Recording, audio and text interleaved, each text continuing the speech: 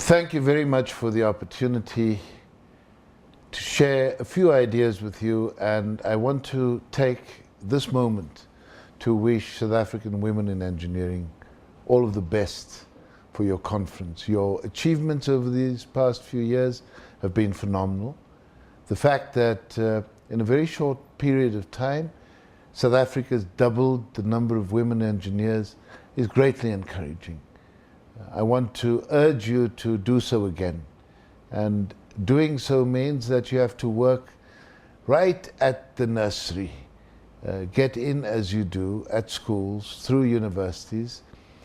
Keep encouraging women to turn to engineering as a wonderful profession, because it presents us with so many possibilities.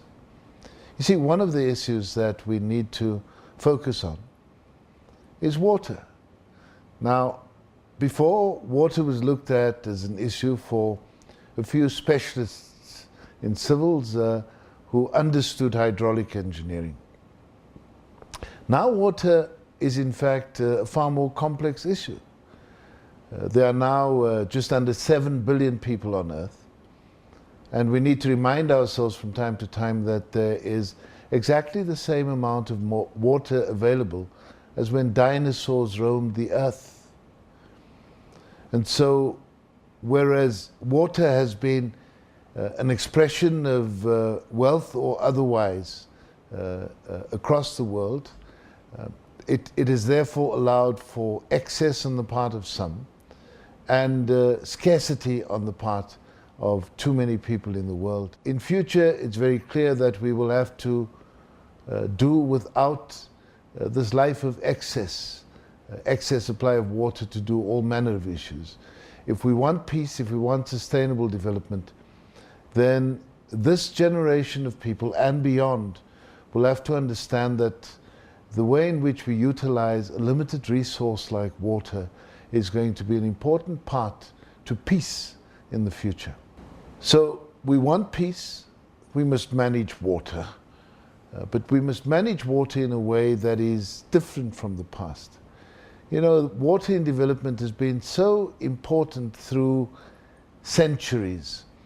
Amongst the earliest texts that we've been able to find are Hindu texts. And the broad agreement was that the king would ensure that people had a sustainable access to water, and in return, people would protect it, and you would then have a relationship between the governor and the governed. In fact, if you look at some of the Roman texts, you will find that the emperor provided water, and much of our systems of reticulation and bathing go back to the Roman era. And through the centuries since, through different styles of government, the issue of water has always been central to government. Now we're faced with this problem. We didn't quite understand how important the management of this resource has been, so we polluted it and we abused it. And in the consequence, we've done damage not only to supplies of water, we've done so to all of the environment. And so we battle now with the risk of an increase in temperature of an average of 2 degrees centigrade or even more, because we've pumped so much carbon dioxide into the atmosphere.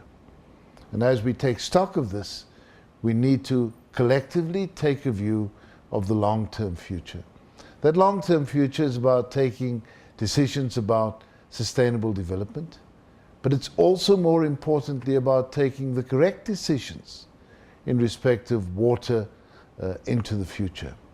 Already there are about 300 million people in the world who are dependent on brackish or other water, frequently desalinated seawater, as their only access to water. More and more people will need to do this. And so we will need to take fresh approaches. Water in the future is not going to be a matter for a few hydraulics engineers. We will need the electrical and mechanical engineers to ensure that we have reverse osmosis desalination systems. We will need the chemical engineers to help us understand the microbiology of water desalination, water purification, water recycling. And we will need politicians involved to ensure that together we can change the behavior of people in respect to the way in which a resource like water is used. Our future has to be built. There are some tough decisions to be taken. Those decisions are about the sustainability of the choices we exercise. We want to improve on the quality of life of all, and it means that we have to build in a criterion that previously may have been considered some additional feature, and that criterion is sustainability. And so the role of engineers in our future is going to be increasingly important. We need more engineers, and particularly we need more women engineers. From the side of the National Planning Commission, we're taking a long view of this. We are concerned about issues such as where people will live in 2025, what sources of water they will have, what sources of sewage treatment will obtain, how they will live, how they will be transported between where they live and where they work. We will be concerned about education. We'll be concerned about the quality of the air we breathe. These are issues that might now still appear on the far horizon of 2025, but we need to take the correct decisions now, and we can only do so if we have smart engineers who advise us fearlessly about the choices before us and insist that we take the correct choices informed by the best empirical sources available about our future. So I wish you well in your conference, and know that we will work together because we take seriously our collective future as South Africans. Thank you very much.